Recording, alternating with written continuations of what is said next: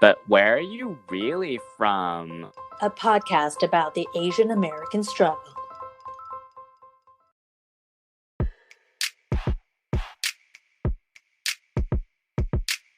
Hey everyone, I'm Angela Lynn. And I'm Jesse Lynn, and welcome back to But Where Are You Really From? Today we have another cool guest that's under our Asians Doing Cool Shit. We have Lil Waterboi. What's up? What's good? Why don't you introduce yourself to our audience and let them know whatever you want to say about yourself, but also where are you really from? I'm Lil Waterboi. I'm really from Montreal, but my parents are from Vietnam. So I'm a Montreal Canadian Vietnamese artist. I go by Lil Waterboi, and I guess that's it. Nice. So where did Lil Waterboi come from? The stage name? Lil Waterboi came from the time back in high school. I was hooping, I was playing on the basketball team, but basketball super competitive. I'm not that tall, so I was the water boy on the team, and I just carry that underdog mentality into everything I do. So I'm nice. Lil Waterboy. Nice. And is that underdog mentality a lot of the recurring theme in some of your rap songs, or is it just part of how you carry yourself? Yes and no, in the sense that I feel as though the underdog mentality is a huge thing in hip hop in general. But I mean, there's always an attitude and edge to everything I do, and I think that comes from the underdog mentality. Hey everyone, we love doing this podcast, and if you enjoy our episodes, we would really appreciate if you could support us in any number of ways. First is by subscribing to us, rating us, and reviewing us on Apple Podcasts and iTunes. Second is by telling a friend. Third is following us on Instagram at whereareyoufrompod. Fourth is by buying our merch on our website. And fifth is supporting us on Buy Me a Coffee. You can find out more about all of these by visiting our Instagram's link in bio. And again, our handle is at whereareyoufrompod. Thank you. So on social media, Yes. you talk about yourself as more than just a rapper. So what do you mean by that? What else are you? That little bio on my IG came from just having such a hard time marketing myself, because I do so many creative things. I shoot videos, I do photography, graphic design, and I also started a company Bahay Collective. I'm always creative, always doing something different, and I just didn't want to separate all those things. I wanted all to be one persona, but it's just someone who does a little bit of everything. Is your rap personality though the most prominent? Is that why you have to kind of reel it back that that's not all you are? Yeah, I'd say so. I think my rap personality is just I guess it's the most commercial and the most the part of my name that's the most out there. So I guess that it's what ties everything together. As a rapper, do you feel like there's an alter form of you that comes out when you're rapping? A lot of artists are I have this alter ego person, and they're completely different from who I am in real life. Yes and no. I did wow, you guys are hitting me with the good questions right away. But yeah, in a way, I feel as though this ties into just music in general. I wouldn't say just rap, but your persona, it's not necessarily your persona and how you decide to portray yourself, but it's how people receive you online is so different.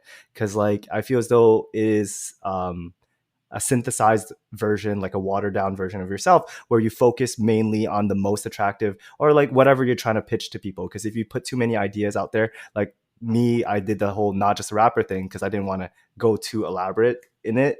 But yeah, if you try to pitch too many ideas, you get lost in the sauce. But you focus on one or two things, and then when people meet you, they realize, oh, okay, I thought all rappers were this way. So I guess a lot of people are surprised when they meet me. There's a lot of layers that they didn't see before. I'll chime in there too. Yeah, I mean, based on your IG profile, I definitely expected a different persona, I guess, than what we're seeing now. I mean, you're super chill. That's the vibe I'm getting right now, right? But I feel with rap, I guess, rap and hip hop, you always have to kind of put on a really hard exterior, I guess, and It's so tricky because like people tell me that all the time. I'm still confused because I feel as though it's still me. Yeah. Like this is something that a lot of athletes have too, and it's like you're chill normally when you walk around, but on the court you're a savage, and it's the same energy. When it comes to my art, I'm super serious and whatever, but like when it comes to like just hanging out, chilling in real life, I'm pretty down to earth kind of guy.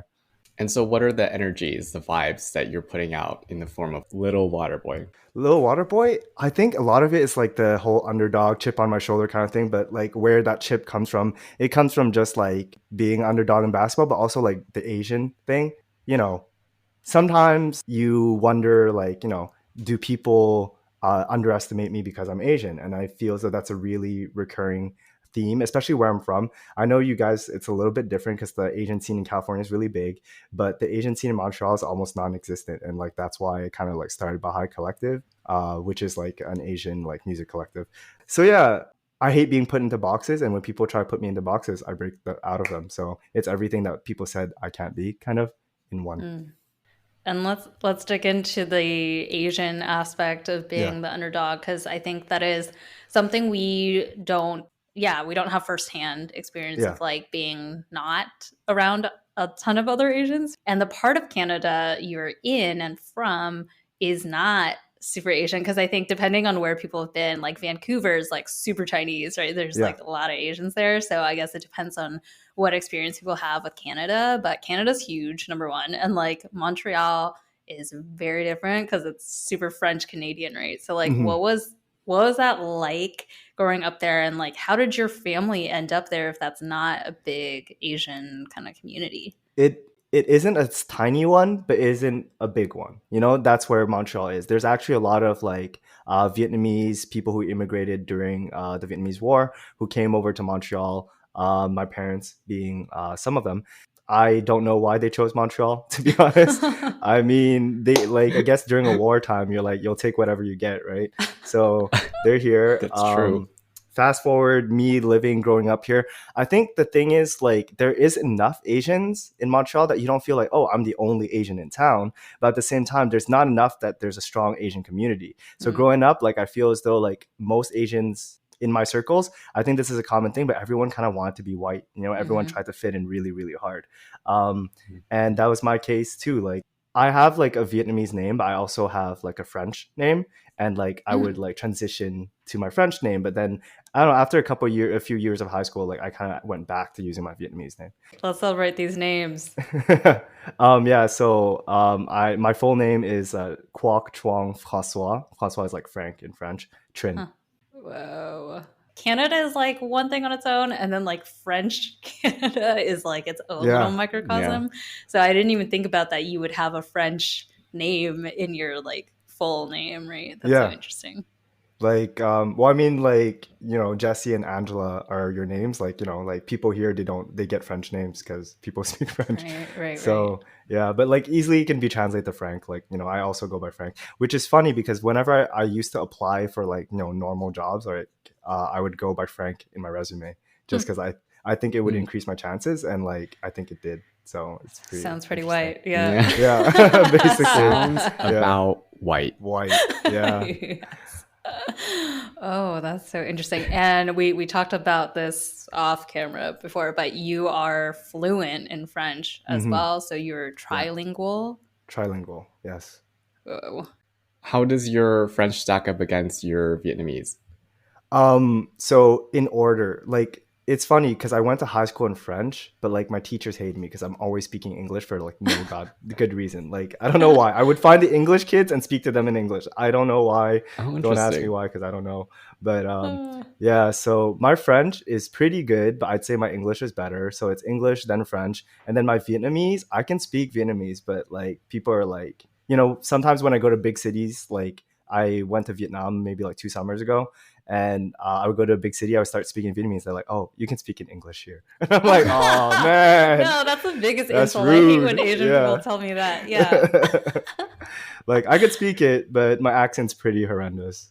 Okay. Oh, this actually ties into something else. Like, since Crazy Rich, I don't know why, but I've been getting a lot of new Vietnamese fans. So I installed the Vietnamese keyboard on my phone. I'm starting to try to answer people in Vietnamese. Oh, that's cool. Like, it's very basic stuff. Like, it'd be like, Thank you. I hope you like my music in Vietnamese, but yeah. That's cool. You gotta start somewhere. Yeah.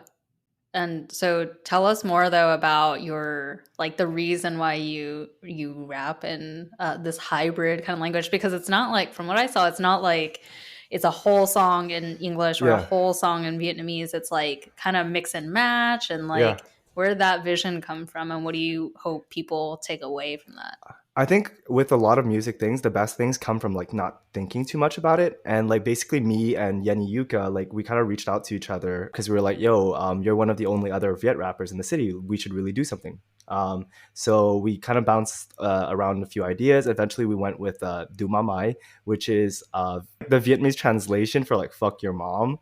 Which is like so dumb as a song name, but it's just like something that every Viet kid knew, even if they don't speak good Viet, which is a thing for a lot of Vietnamese people in North America. Their Vietnamese is not good.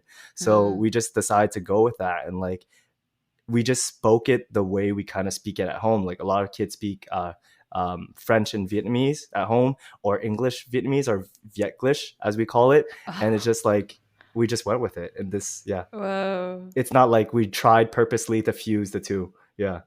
Oh my gosh, that's so cool. That is really cool. Yeah. I think it just makes it relatable. Like, you know, we knew who we were speaking to. We were speaking to other kids like us, and like we all speak Vietglish. Yeah. I love it. That's so funny because we've only really heard like Chinglish, but I guess every Asian must have a for sure, whatever ish.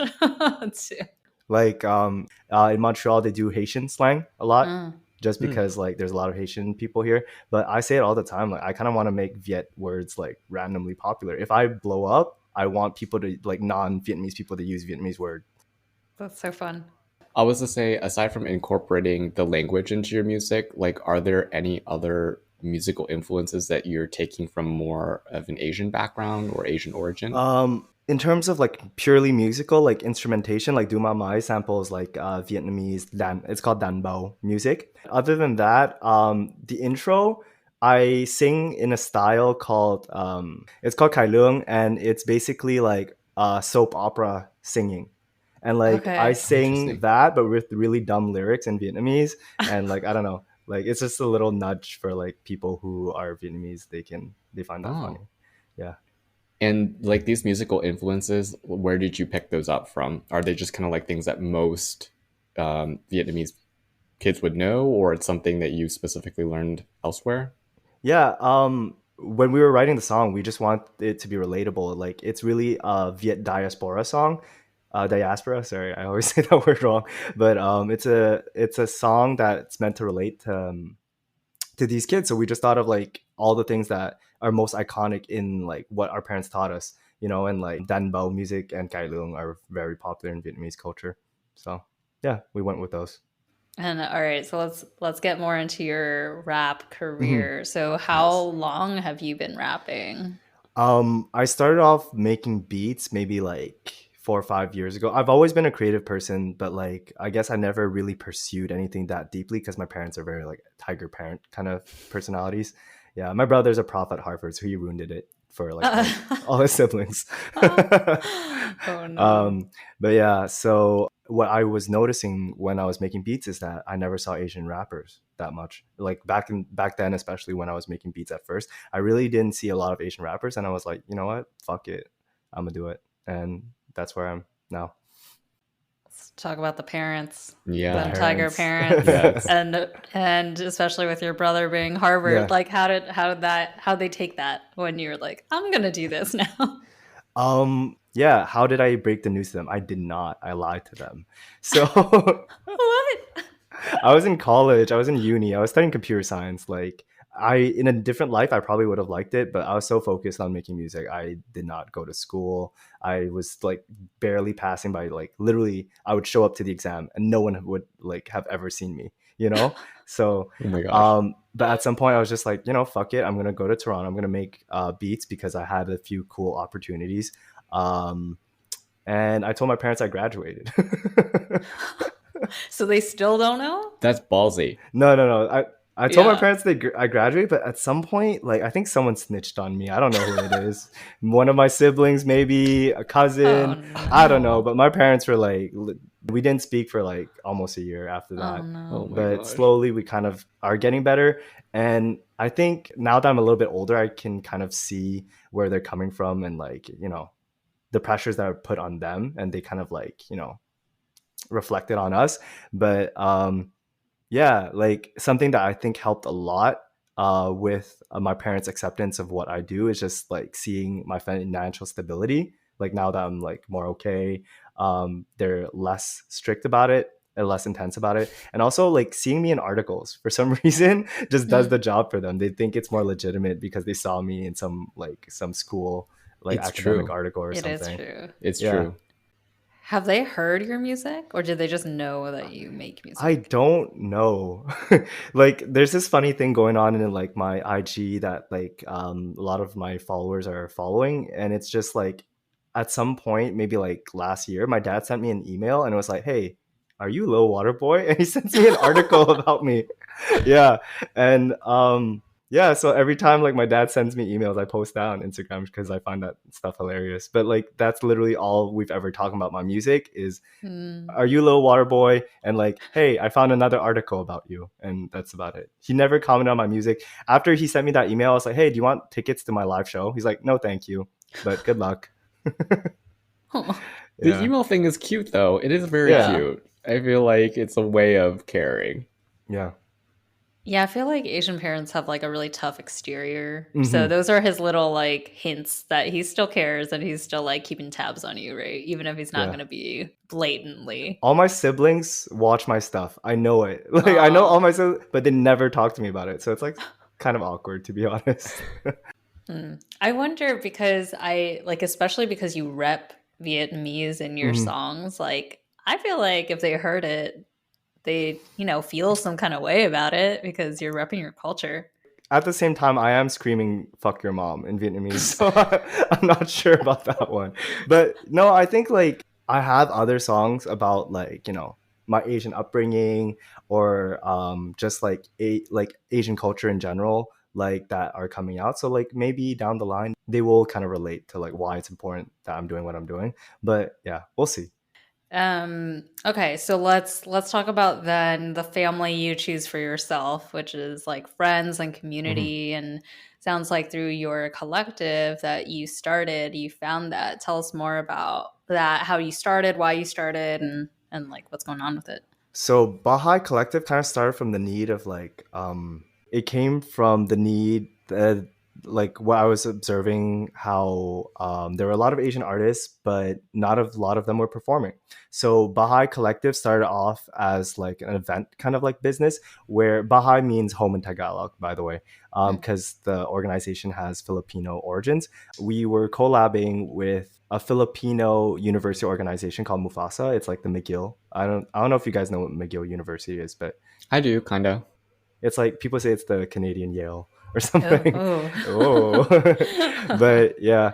So the Filipino organization of McGill and the North American Asians Association of McGill, Manaba, they kind of had a collab event with me because like I had a lot of friends in both groups, and we just decided to do a benefit concert to raise money for Typhoon Ompong relief. That's a typhoon that hit the Philippines in 2018. Yeah, so from that concert, we decided to throw more because it was pretty successful. And yeah, like we were just booking as many Asian acts as we could because we didn't really see them get those opportunities. So what we transitioned to is becoming a creative studio / creative agency.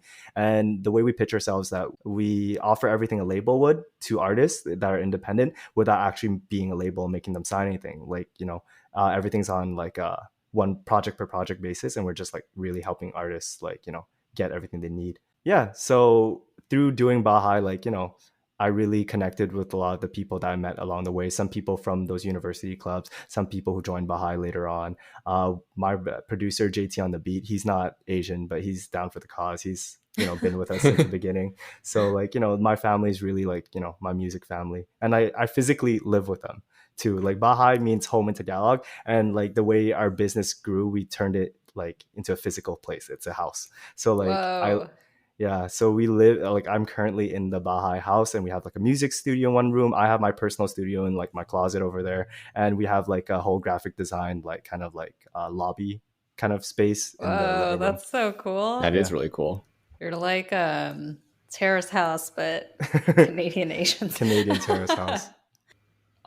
So as part of the collective, have you seen or met any artists that have added to your own artistry? You're working with them and you're like, wow, this is like a really cool, whatever it is that they're doing, whether it's like rap or other kind of things.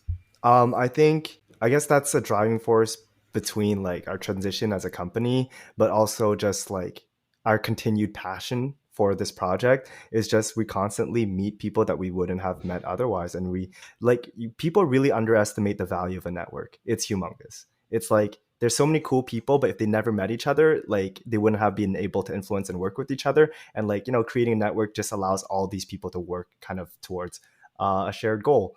Like I'm so happy for all the people I've met through Bahay, and honestly, like I don't think I can count them.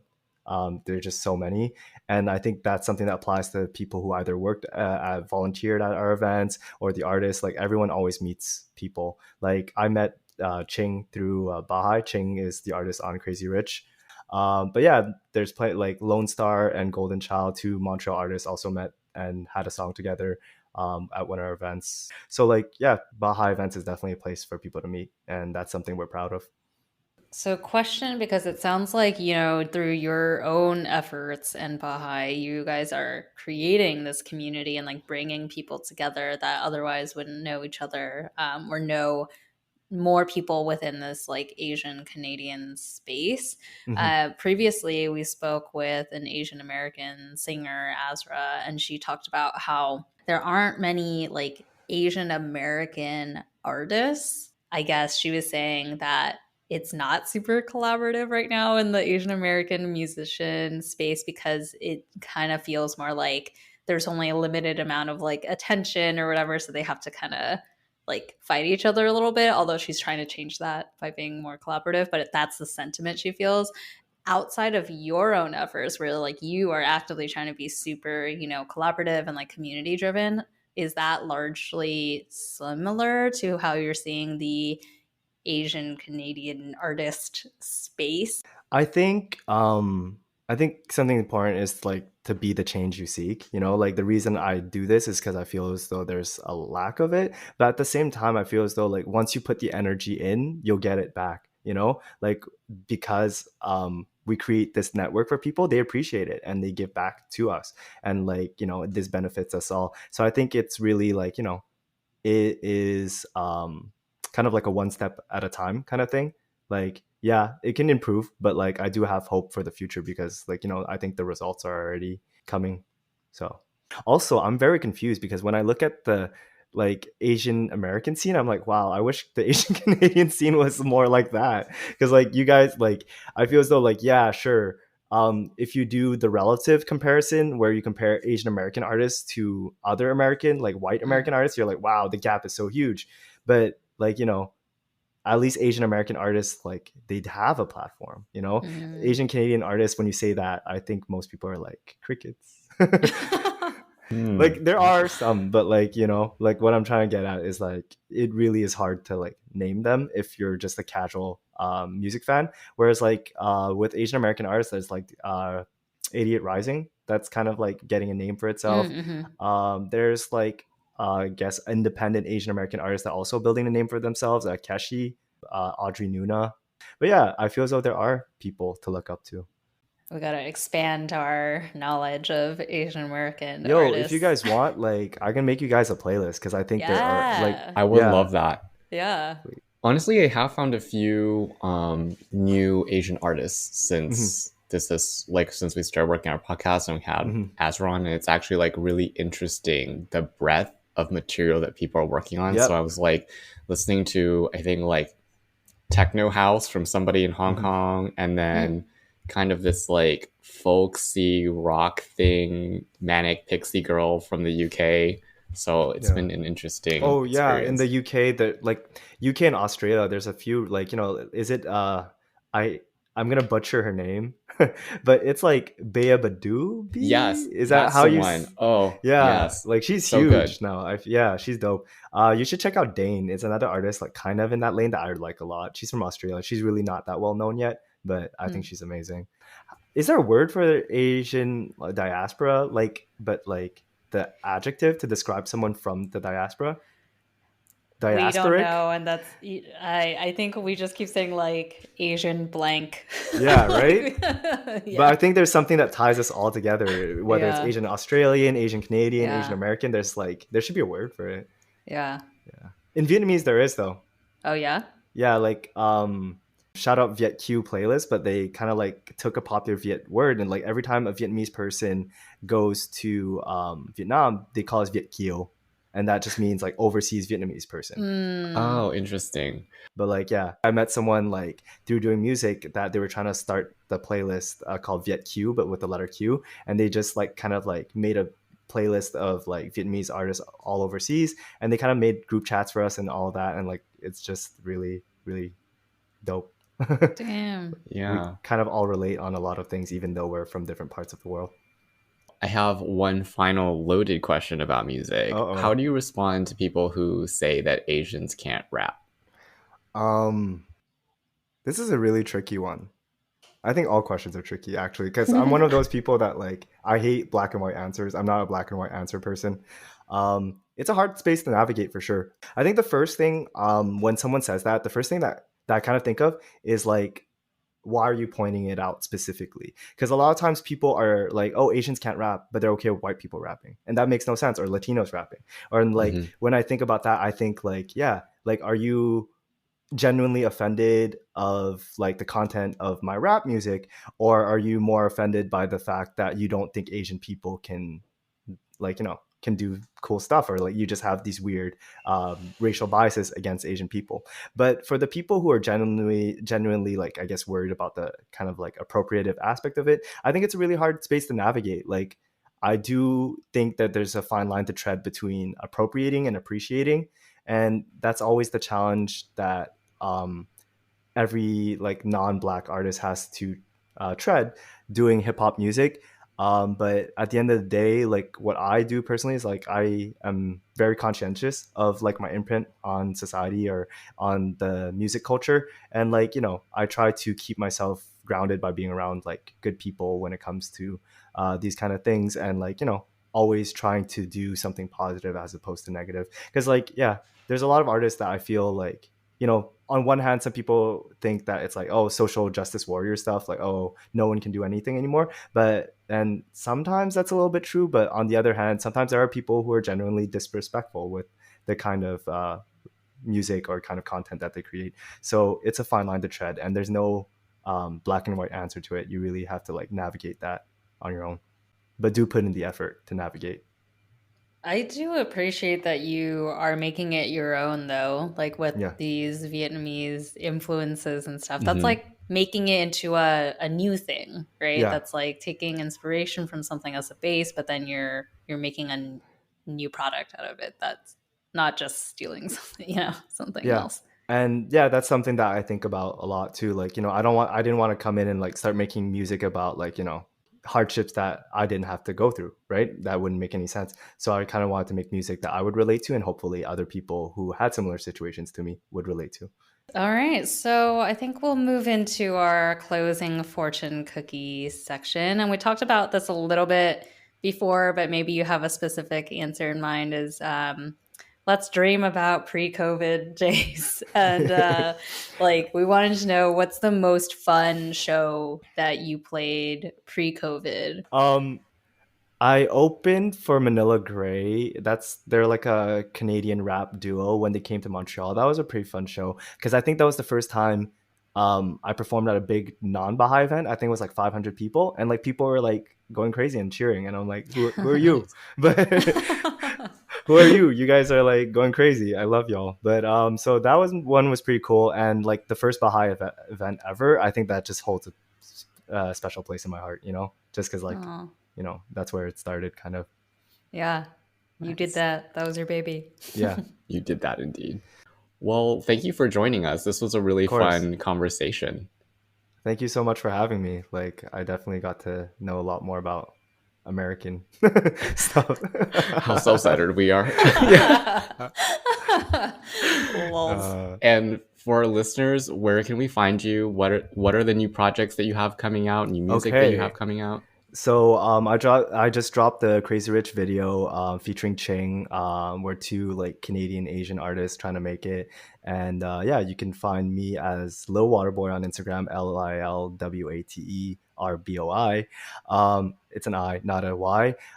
You can also find me on Spotify, any streaming platform that you want. And what I'm working on right now, it's funny because I did Crazy Rich, and I have a bunch of these singles lined up, and they all have kind of have like some kind of Asian background to it.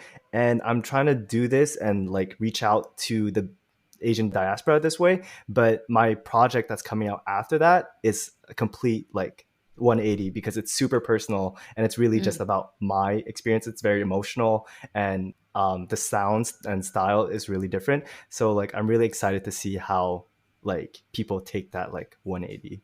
But yeah, stay tuned for that. Very cool. Awesome. Yeah.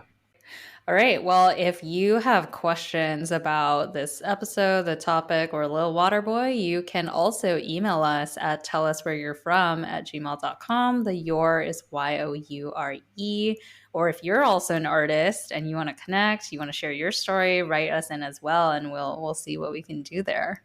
And come back next week for a fresh new episode. But until then, 再见, bitches.